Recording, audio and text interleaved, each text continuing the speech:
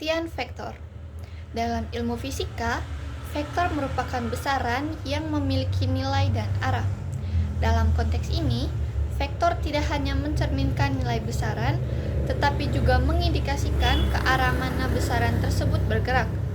Contohnya adalah pada konsep gaya, di mana vektor gaya tidak sekedar mencerminkan besar gaya yang bekerja, melainkan juga menunjukkan arah gaya tersebut bekerja.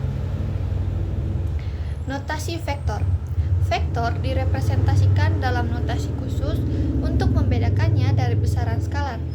Terdapat dua metode umum menuliskan notasi vektor, yaitu menggunakan tanda panah atau menggandakan huruf. Resultan vektor. Resultan vektor adalah vektor tunggal yang merupakan hasil dari penjumlahan atau penggabungan dari dua atau lebih vektor. Resultan ini mencerminkan total efek atau dampak dari vektor-vektor tersebut, baik dalam hal magnitude atau besarnya maupun arahnya. Dalam konteks fisika, resultan vektor digunakan untuk menggambarkan hasil akhir dari berbagai gaya atau vektor yang bekerja pada suatu objek, membantu dalam menganalisis pergerakan atau keseimbangan benda dalam suatu sistem.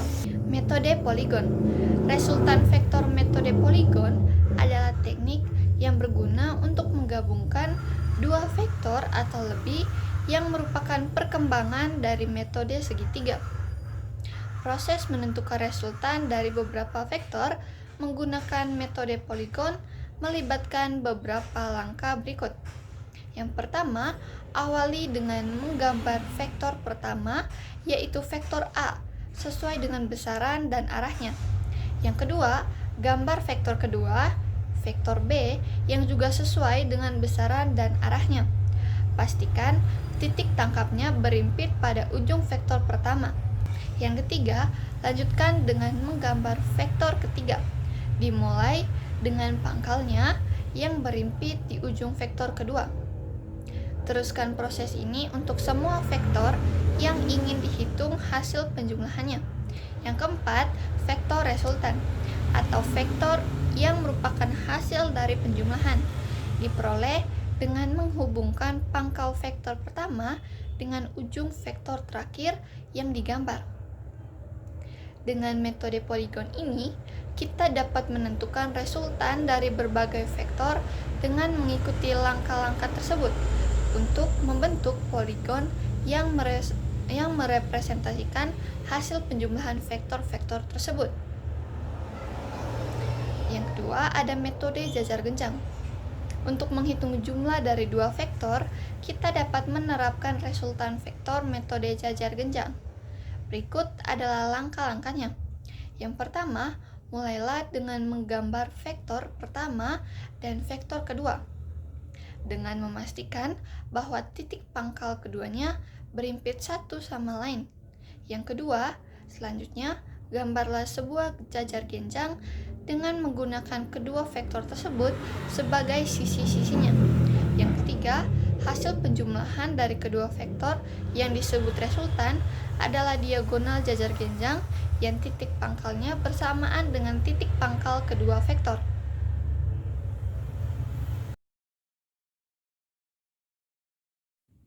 Contoh soalnya, dua vektor gaya yang sama-sama besar, masing-masing vektor besarnya adalah 10 Newton. Jika sudut yang terbentuk antara kedua vektor tersebut adalah 60 derajat, tentukan besar nilai resultan vektor.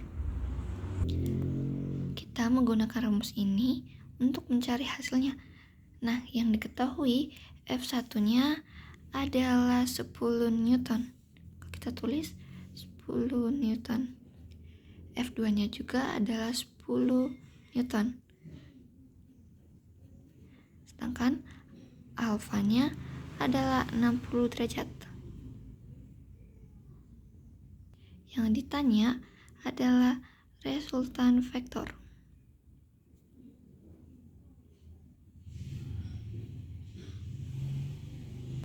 Nah, untuk masuk ke penyelesaiannya, kita masukkan angka F1, F2, dan alfa sesuai dengan rumus ini.